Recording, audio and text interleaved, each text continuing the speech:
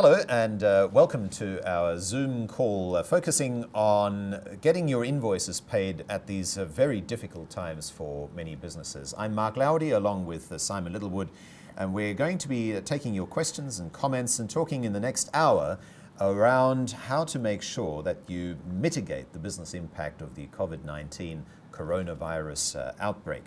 We're going to be talking about what to expect during this period.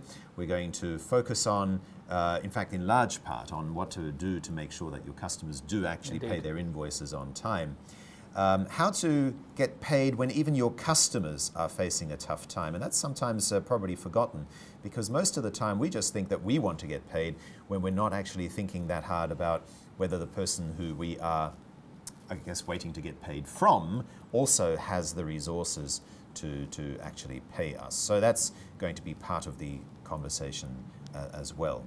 And then when it comes to the finer details of all of that, we'll want to know how to prioritize which of your customers you need to focus on, that you might need to chase, and how to get paid faster than your competitors. At all times, we're looking forward to receiving your questions and comments.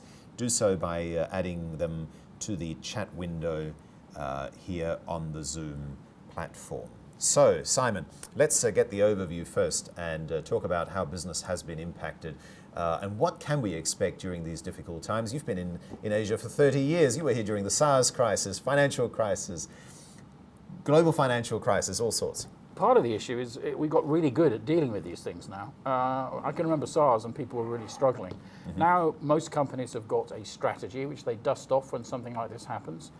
So we see very rapid impacts. We see travel decreasing. We see people not going out.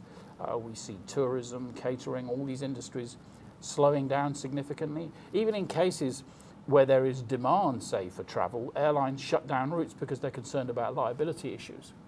So right. We saw, for example, British Airways shutting down its routes to China very early on in this process. Yeah, and they were subject to much criticism for that. But you can't necessarily blame companies for overreacting. Same thing goes for China, and I would like to say something positive, and we're not going to talk about the virus per se, but the fact of the matter is that mortality rates outside China are very low. It's a very relatively small number. And the reason we're having this conversation is because businesses have got tuned in to what they need to do when something like this happens, as a result of having had it happen a number of times. Yes. And like you, I've attended a whole series of meetings over the last couple of weeks, some of them even face-to-face, but most of them not. You know, what are we supposed to do about this? Tell me. And every company's made an announcement. A lot of companies in Singapore are working from home or encouraging people not to come in. The BBC, where I go quite a lot, there's almost no one there. They've shut down a number of their broadcasting facilities, and so on and so forth. And while they're doing that, people aren't buying coffee downstairs or into the shops. And because every business is part of a supply chain, which is to say that they buy a bunch of goods and services, they hire people, and then they provide goods and or services to customers who in turn probably have their own customers, you have a knock-on effect. Once a business stops having any demand, it ceases to buy stuff and it ceases to sell stuff, right? So you have a situation where the level of perceived risk goes up. And what happens when risk goes up? Well, among other things, you hang on to your resources. So, for example, if I'm in a situation where I think sales are going to get much lower and I don't have much confidence that they're going to come back very quickly, I hang on to my cash because I need to weather the storm. So the first question, which is what can we expect? There are good signs that the infection rate has come down significantly, but let's not delude ourselves. We're in for at least another couple of months, really? At the very best. Well, because at the end of the day, countries that have gone to the trouble of creating a very specific response, and in Singapore we've gone to level orange, which is not the highest, level red's the next one. That entails a whole bunch of specific responses. They're not going to unwind that until it's very clear that there are no further infections. Not just in Singapore, but in other countries in the region as well. So it's far from clear that infections have stopped, yeah? So we're not going to see an unwinding of this in a hurry. The best that we can expect probably is something like the end of April for some of these restrictions to come off, and that assumes that reinfection rates go down very significantly. So that's kind of a wish. What do you do in the meantime? Well, in the meantime, what can you expect? You can expect the initial effects of the virus are that activity drops. The further effects of the virus after a month or two include quite a lot of people being laid off, because when there's a short-term effect, people hope for the best and they don't necessarily make radical moves. If they see that it's going to go on for a period of months, what they will then do is they will specifically cut their costs. We've looked at some interesting situations in Singapore, for example, where businesses that are particularly vulnerable to a slowdown, like catering businesses or restaurants, have gone to their landlords cap in hand and said, if you don't give us a 50% rent reduction, we're not going to be able to continue. And in some cases, they've actually managed to get that. This is a clue to the fact that certain businesses in certain sectors run on a very thin margin. That's to say they do not have a big pile of money upstairs that they can throw into the business when things go wrong. Yeah. And businesses like that are particularly vulnerable to this kind of situation. Yes. So in other words, what you're saying is middle of the year. So we're now at late February. So people are going to have to pay salaries for February, March, April, May, June, 5 months. Rent for those 5 months. Yes. Other overheads, power, broadband, whatever else. Do many companies actually have that 5 months worth of expenses buffer in cash? Well, they tend not to. I mean, we should make it clear that there are some companies that actually do quite well in this situation. If you're getting stuff delivered to your house as opposed to going out, for example, that kind of company does quite well. But many, if not most companies are seeing a significant reduction in demand of one kind or another. And at the international level, of course, this is causing all sorts of issues. We're aware that, for example, Apple's had to delay the launch of its new iPhone because lots of the stuff that it puts in the phone comes from China, and they either can't make it or they can't move it, one or the other. Yes. And we looked at... And people aren't buying them in China anyway. No. Knock-on effects of the China supply chain issue all over the world, in North America, in Europe, and so on and so forth. So those effects have still got to play out. So the kind of businesses you asked that get into trouble, well... there are two kinds of issue really here, and I think in terms of collecting receivables, which is what we want to talk about. So you're selling to your customers, you want to ensure that you get paid. What should you be concerned about? Well, the first thing is there's two kinds of customer. We're going to talk a little bit later. We'll talk a little bit more about how you can break that down a bit further. But there are two kinds of customer. One is an insolvent customer that can't pay you at all, and the other one is a customer that's going to carry on trading through this period. Yes, and hopefully will then bounce back at the end of it. Yeah. Right. Now you need a strategy that deals with both of those. Yes. So you need to have a way of detecting as early as possible those customers who owe you money that are very likely to go under. Yes.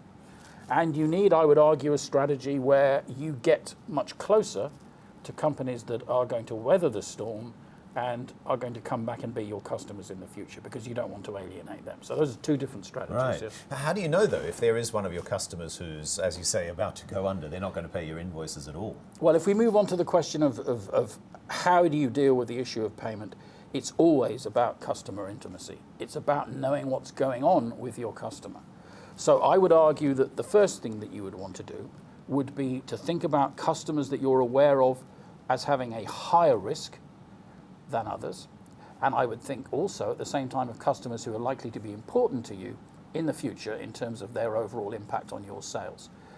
In both cases, you need to reach out to those customers and find out what's going on. And depending on what industry you're in, there are a number of leading indicators of whether or not a company is likely to go under. Well, give us a sample. Well, if it's a physical product that you're selling, your salespeople, when they go there, will be able to see the level of inventory that's sitting around. So, for example, if they've got tons and tons and tons of product, then they're not selling anything. Right. So you actually physically visit the warehouse? In some cases, I would strongly advocate, depending on the company that we're talking about, if you're selling a physical product, it's likely to be your sales force, your salesman, your saleswoman, if they're doing their job properly, are going to know or should know relatively early on whether there's an issue. Yeah.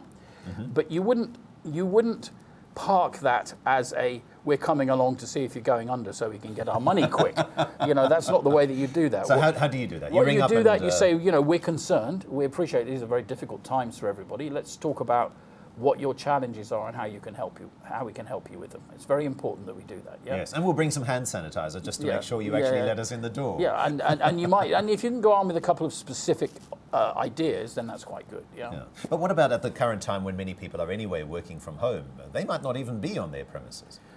If you ask the right question, they're going to want to talk to you. And yes, if they're handling physical products, somebody is going to be on the premises, right? That's the reality. Right. Yes.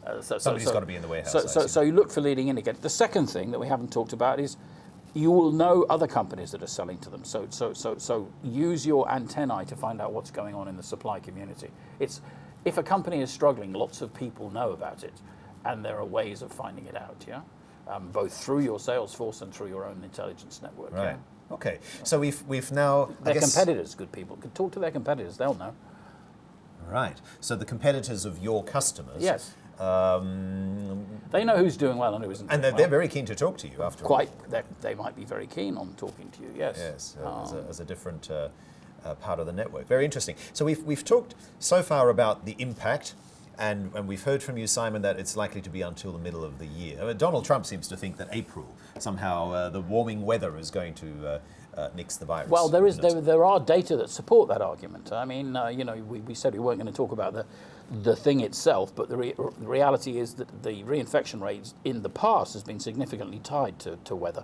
Right. So he might be right, but yes. That's not really Donald Trump's field of expertise. No, I was going to say it doesn't normally hold him back. Data backed opinion from Donald Trump, indeed. So bless him. Yes, bless him indeed. Yeah. So we've got. I guess we've got a situation where at least for another 5 months or so, you're going to have enough arrows in the quiver, keep your powder dry to be able to last those monthly costs. But we've also then talked about how to make sure that your customers actually pay you. And so far on the Zoom call, you've said group them into two. One is establish firstly whether they are ever likely to pay you back. Are they likely to go under or not? Let's just finish off on those where you're getting the sense from competitors or your own channel checks or whatever it is that, these guys are really struggling. Maybe I will not get my invoices paid. What should you do? Well, those are the ones you need to deal with first. So reach out to customers if you can and quickly identify the ones that you think are in real trouble and do what you can to get paid by them. Which is what? Offer a stagnate. Stay close to them, do a deal. Because at the end of the day, if you think you're going to lose 100% of your invoice, then anything that you get is an upside. So staggered payment, repayment plan? Simply any solution that does not involve hoping for the best and clinging onto the table, yes? So at the end of the day, a partial payment, a slow payment over time, anything is better than getting nothing while they go bust, yeah? So how do you have this conversation? Because clearly they're under a lot of stress. Chances are they're going to yell at you down the phone. Well, there are two... people don't yell at you if you talk to them in the right way. So what's the right way? Well, the right way is always, these are difficult times. We wanted to reach out to you because you've been a customer for a long time and find out how you're doing. And then let them tell you. And a visit's even better. And if you can go with something that actually helps them, then so much the better as well, Some ideas about how they can manage things internally. Tell them what you're doing and would they like to hear, here are some good ideas that we've heard about how to manage this situation that we thought we might like to share with you because obviously we're interested that you be successful, yeah? And then you've got either they're... That's a very nice tone.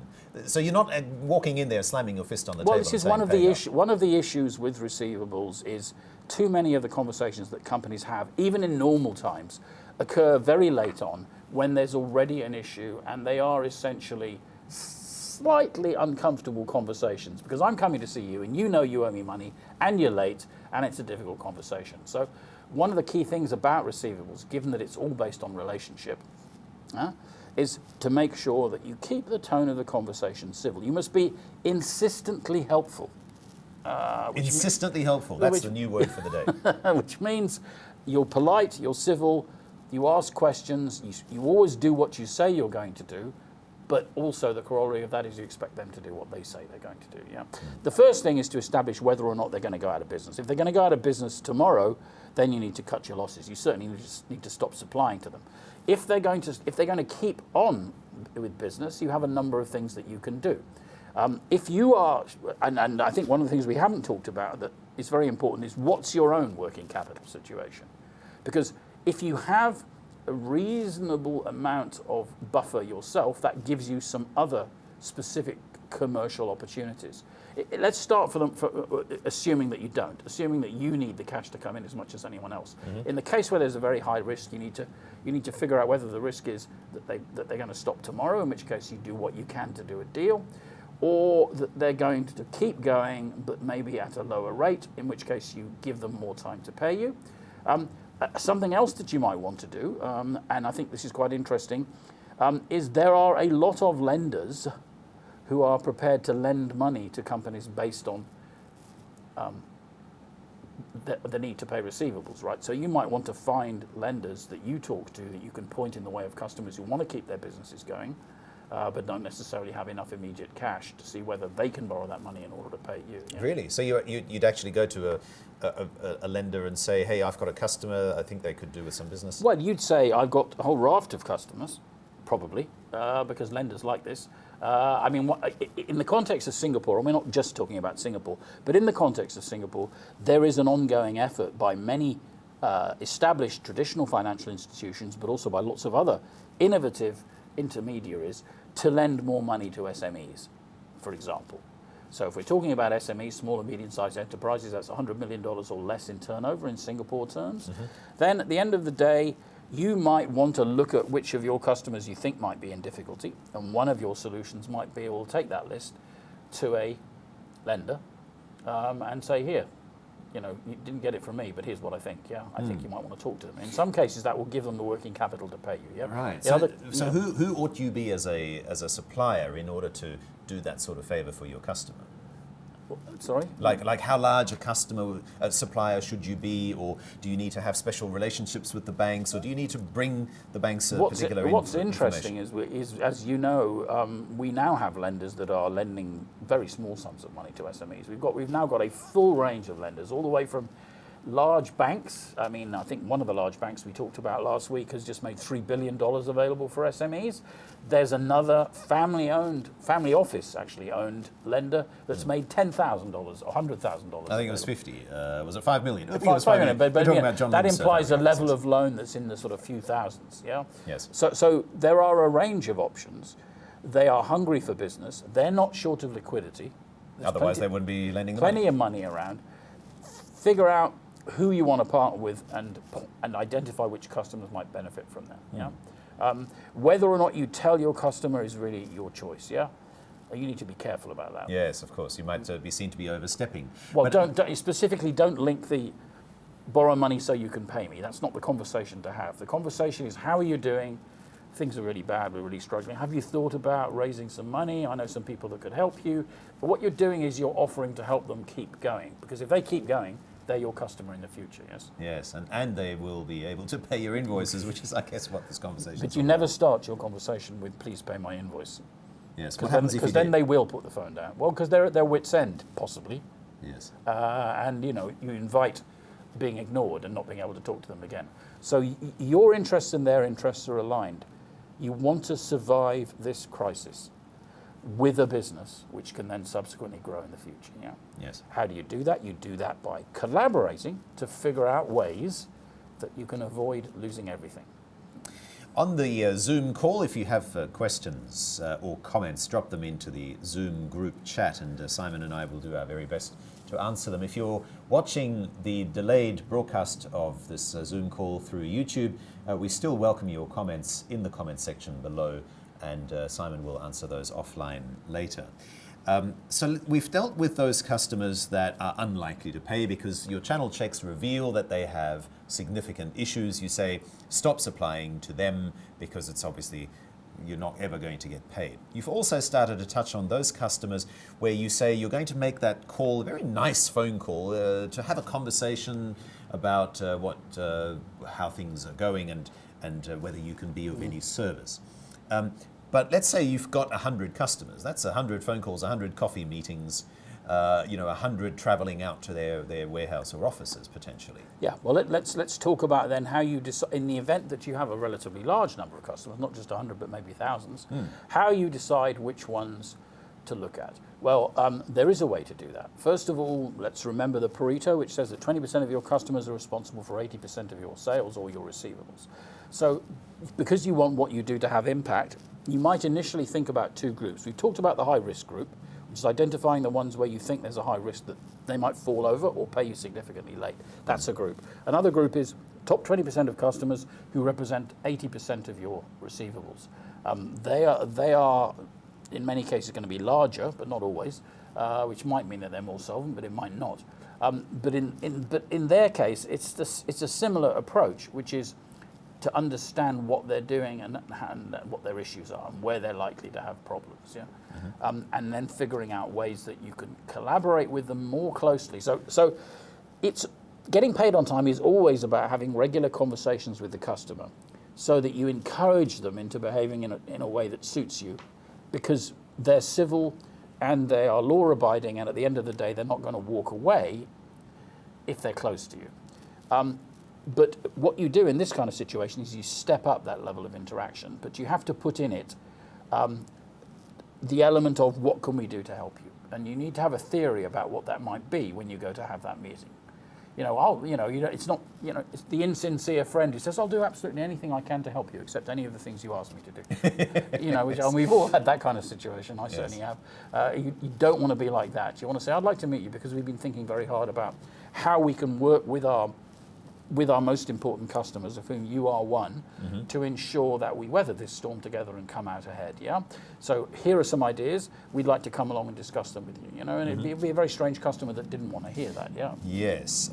And so what are the reasons actually for why you need to segment them into that 80% revenue provided by 20% of customer? Why? I mean, apart from the scalability issue, are there any other reasons why you would want to prioritize some customers over others? Well, this assumes that there's only 24 hours in a day, and you have to make choices about. And what we're doing here is we're adding a level of activity to your business that you maybe do not have at the moment, or certainly do not have to the same level. So we're doing something new, which is to go visit a whole pile of customers in a relatively short period of time to make sure that you hang on to the good ones, identify the bad ones, and take steps to mitigate the risk from the bad ones. So it's a two-tier exercise. Yeah. As far as the first tier is concerned, it's important that you understand your own situation, because there's something very important here. It's something that's not often thought about. Companies often find themselves with getting paid later and later and later, with DSO, days of sales, getting bigger and bigger and bigger. Often it's not what they want, it's unplanned, and it's not helping them. And we advocate early contact with the customer to avoid that happening. But there are situations where it's okay to have that happen if you're deliberately letting it happen. So another situation is where you have a customer that's an important customer that has a thriving business, but they are relatively light on cash, but you're not, right? So you have an opportunity to really bring that customer close to you by being the supplier that says, okay, we'll cut you some you've slack. been a really good customer. We'll cut you some slack, but on very specific terms. So whenever you do a deal on payment, whether it's paying back what you should have paid before or whether it's extending, you then, as part of that dialogue, stress that this is a situation where everyone has to stick absolutely to what they agree. So if you have the latitude, don't rule out the opportunity to bring the customer close to you and cement that relationship by offering them well-needed working capital, by cutting them some slack. You can also, of course, open up the idea that they borrow money, but if they're a large company, and if 80-20 rule, these are likely to be larger companies, they probably already have relationships with bankers. Yes. So they probably know that they can borrow money. Yes. What about some of those who are, in the other 80% of your customer base, the small fry, can I call them, the ones who actually account for just a handful of your sales? You probably like some of those customers very much, and you're hoping that they will grow to be one of your biggest. Should you also focus attention on them? Well, you can segment this because, first of all, you start with the ones that are important or high risk, and you initially devote your time to them. But as you sort them out, then you start moving down the value. Think of it as a list of your customers in descending order of revenue. Yeah, starting with the biggest ones and ending with the smallest ones, but also pulling out the ones that are high risk. The way that you might do that is you might make a very simple matrix where one axis is based on their sales and the other is based on an assessment of risk. And you can assess risk in a number of ways. What do the competitors say? What does the salesman say? And also, based on the sector that they're operating in, what's the inherent level of risk? Because there are some types of business where the inherent level of risk is very high. There are other types of business where the inherent risk is less high. Yeah, some things carry on going. Yes, healthcare, for example, booming.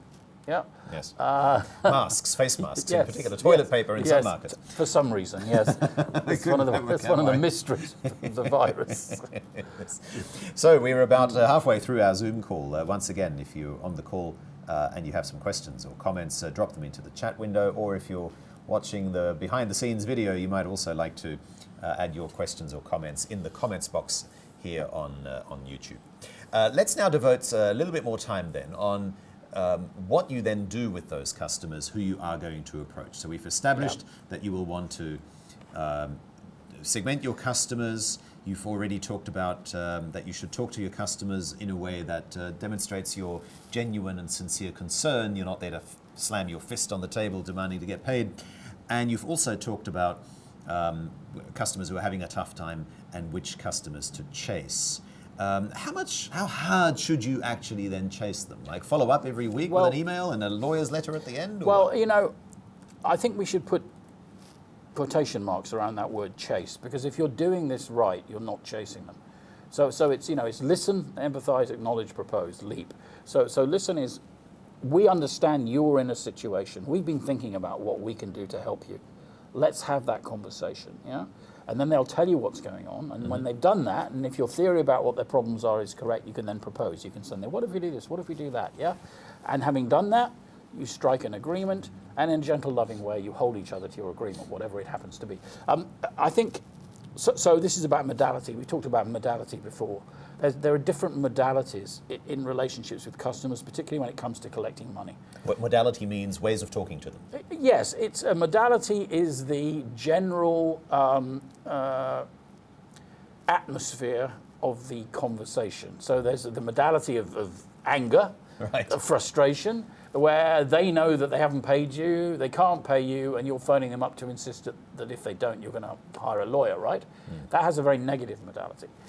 Right at the other end, there's we're not phoning you up specifically to talk about payment. You know, we're phoning you up to talk about your business situation. As a valued customer, we have some ideas. We've given some thought, some serious thought, to what potentially we could do to help you. And it's partly based on what we've thought about ourselves. You know, another area we haven't talked about is you may well have gone through an exercise internally, anticipating some kind of reduction in activity to cut costs. So, for example, to postpone non-essential spending, discretionary spend, you know, to postpone travel, a whole range of issues, you know, stop temporary work like consulting projects and things like that.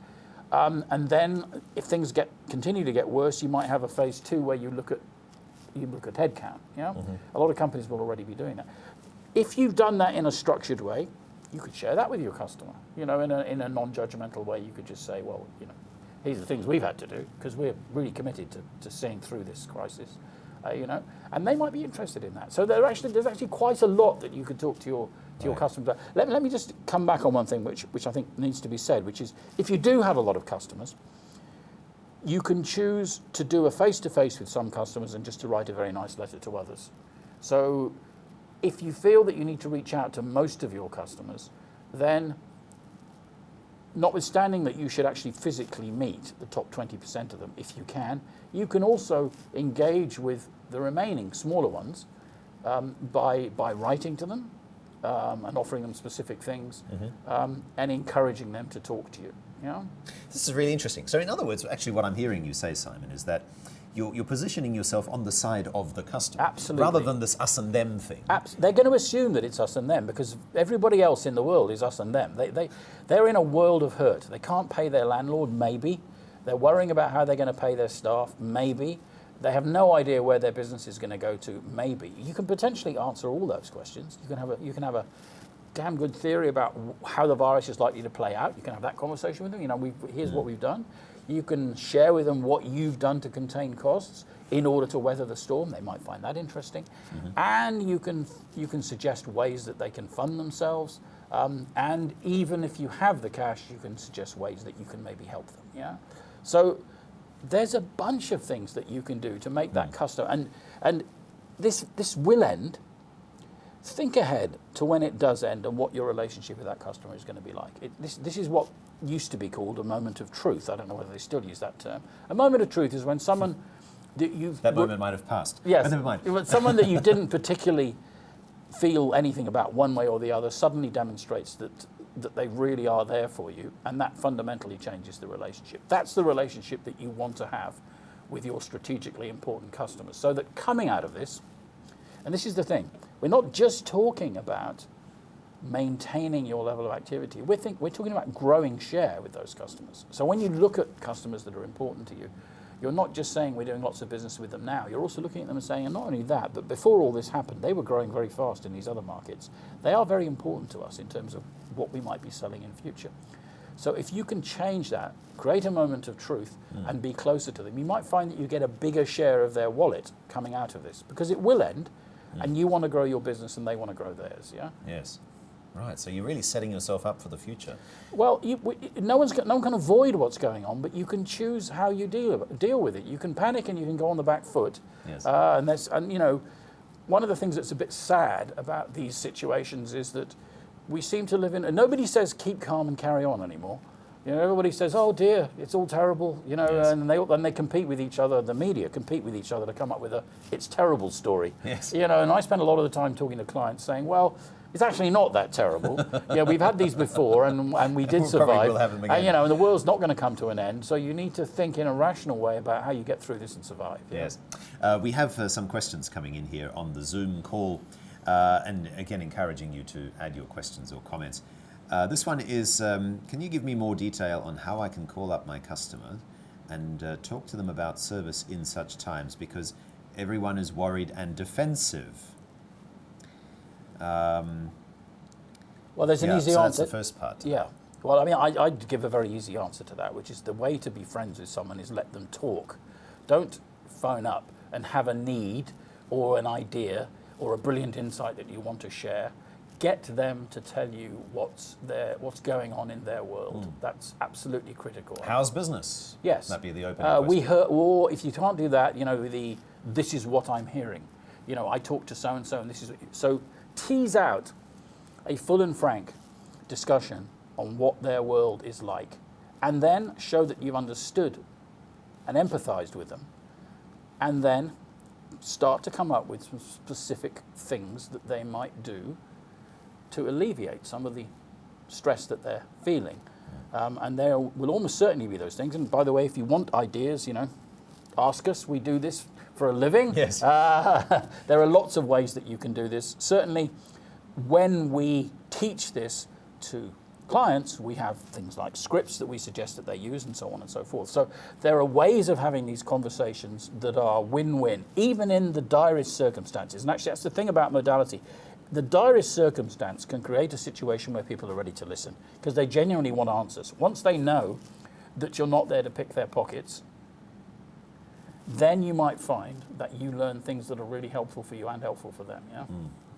Okay, thank you for that, and I hope that's answered your question here on the Zoom call. One more question from, I think, the same caller. Can you tell me more about how you would determine the potential winners and losers? I think you might have talked about this already, Simon, but just to flesh this out, because some of the potential winners are not that obvious.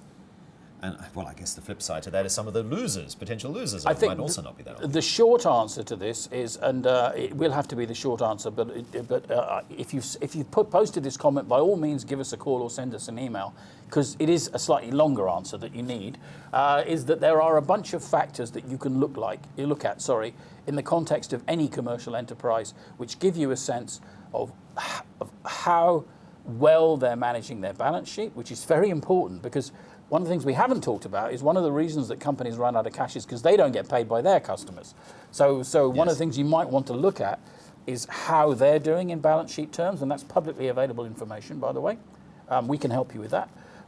Secondly, you can look at what the market is saying about them. Thirdly, you can look at what your commercial organization knows about them. Fourthly, you can actually talk to them. Fancy that. Yeah. But there's a way of putting all this in a simple matrix which enables you, because we're talking about, this is not binary, this is relative. That is to say, you have a bunch of customers. Some are relatively more likely to survive than others. Some are relatively likely to be very successful in the future. Others are less. You really need to create that insight, and you do it by using a series of weightings, which then give you a list of customers that you can engage with in a particular kind of way. And in order not to boil the ocean, you need to understand which ones you need to engage with first. So you need that theory. I've suggested a relatively simple way of doing it, which is 80-20 and high risk, but there are more intricate, more granular ways to do this, which are very valuable. They require a little bit of work. Very happy to talk to you about that if you want to reach out to us. Yep. Okay, cool. And if you have more questions, just drop them into the chat box here on Zoom. Simon, let's focus on the competitors, because clearly when you're supplying to a customer, you want to get paid ahead of your competitor if cash is really that tight, so that your invoices are settled and possibly your competitor is the one who's still waiting for their check. How do you do that? Well, this is just a fundamental theory of, and one of the reasons we started this conversation off by saying you've got to know the difference between the customers who are going to go bust no matter what, and customers who are going to continue to be in business because they require two radically different strategies. Any customer that is going to continue to be in business, in order to be in business, has to pay certain invoices. You can't stop paying your people or stop paying the electricity or not put petrol in the car because things won't, because you won't be able to deliver stuff. So who are they paying? And as long as they're solvent and they're continuing in business, the business of getting paid before your competitors is very simple. It's you need to be the first in line to get paid. How do you create the level of intimacy with your customer and the level of due diligence and accuracy in your processes that ensure that you are top of that heap when he decides which invoices he can pay every month?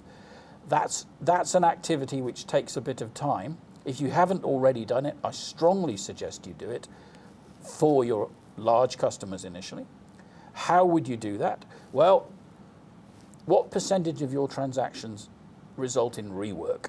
That's to say, how many of your invoices involve some kind of subsequent adjustment before they get paid? There are a number of, with modern IT, there are actually a number of ways that you can typically get to that relatively quickly. When you issue a correction, there's a report listing all the corrections.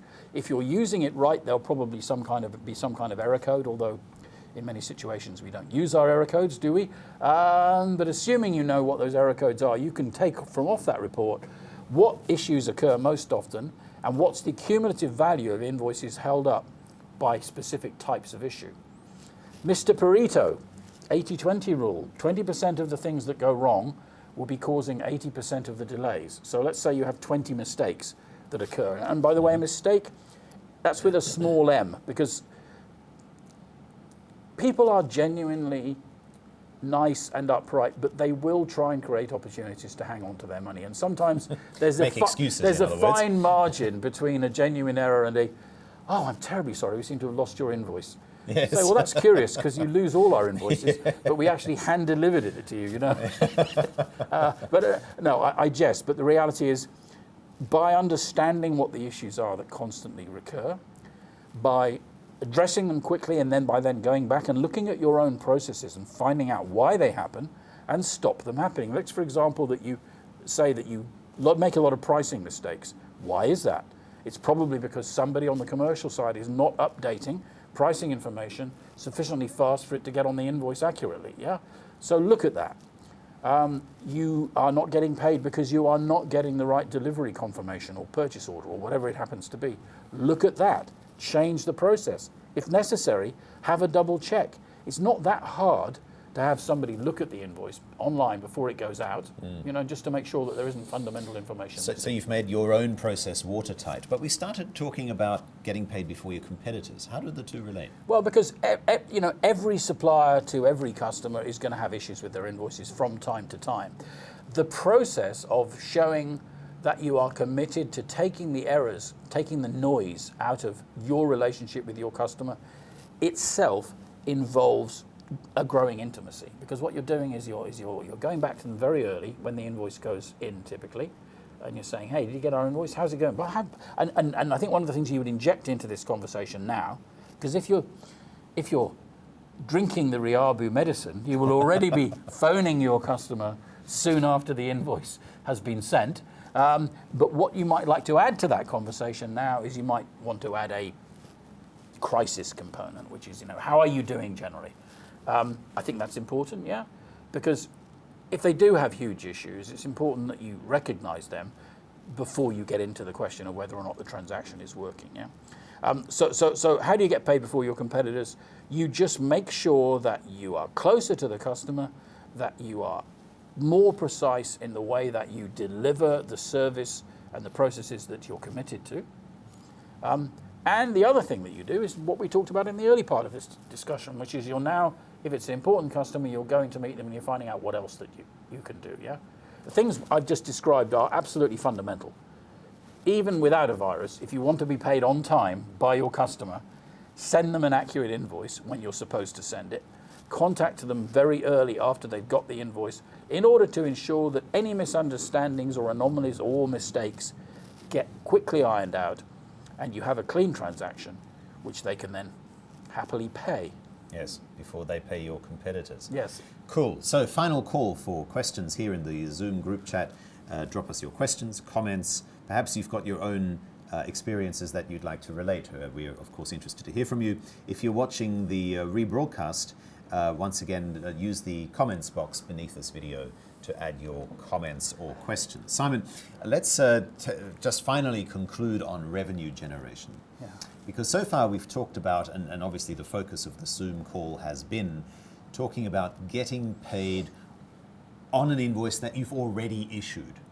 But what happens in terms of, there's simply no revenue? I mean, right now you see lots of cafes down Robinson Road here, where our studio is, offering $3 cups of coffee. Yeah. Should you be offering discounts? Should you be doing anything you can just to score some customers? The short answer is it depends what industry you're in. But if we're going to talk about revenue, let's think about this. Who are the customers? What types of customer buy what you sell, but you're currently not selling to them? So you should know who they are. If you don't, shame on you. But now is a very good time to figure that out because you'll only have a certain percentage of the market. Most companies have a minority of any market. And you need to find out who all the other buyers are that buy your product. The other thing that you can do is you can give them a relative risk rating. For example, a company in Singapore that is a subsidiary of a very large, very healthy multinational with a huge balance sheet is not going to go bust, right? No. They'd be a good customer to have.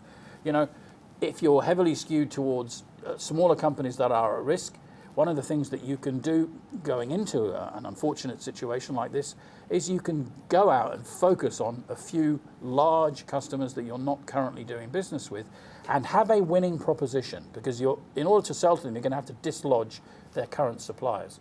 So to the greatest extent possible, have a creative proposition that they're going to want to go for. Because although they're not at risk of going under, because this is, they've got the characteristics of solid balance sheet and longevity, they might still be experiencing revenue reductions locally, so they might be susceptible to a conversation on what you can do for them, which might mean competitive pricing, it might mean discounts, in other words?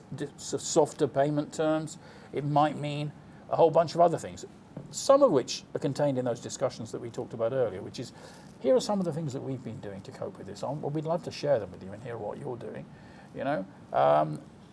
going along with a conversation, with a proposition, listening to what they've got to say. So this is about spreading your risk, right? You should have an awareness of how the types of customer that you're selling to stack up on a risk basis. In other words, some are more at risk than others. Ideally, you would have your customer base distributed across a range of types so that you're not betting entirely on customers that have a high level of risk. Yes. And if you haven't done this before, I strongly urge you to do it. Yeah. Yes. Well, this and you've almost already answered this final question that we'll take today. I've just secured a new customer, and they are a bigger company, insisting on longer than usual payment terms because of this economic environment. how can I defend my interests? Because, I suppose that links back to what you were just saying, that if you now offer some sort of, what did you call them, softer payment terms or whatever it is, then what happens once the crisis is over? Can you just kind of tighten the screws again and get back to 30 days or the proper pricing? It depends what you agree. One of the general issues with payment terms across many companies is that they are not sufficiently reinforced at the beginning of the relationship. In other words, a surprising number of companies don't really talk about them at all because they're so keen to get the sale.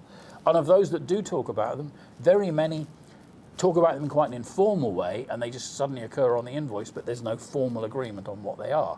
If you see an advantage in winning a new customer where you actually genuinely want to help secure that customer and help that customer by giving them a little bit longer to pay in the short term, then you need to make it very clear in writing what it is that you're actually committed to. There are a couple of ways that you could do this.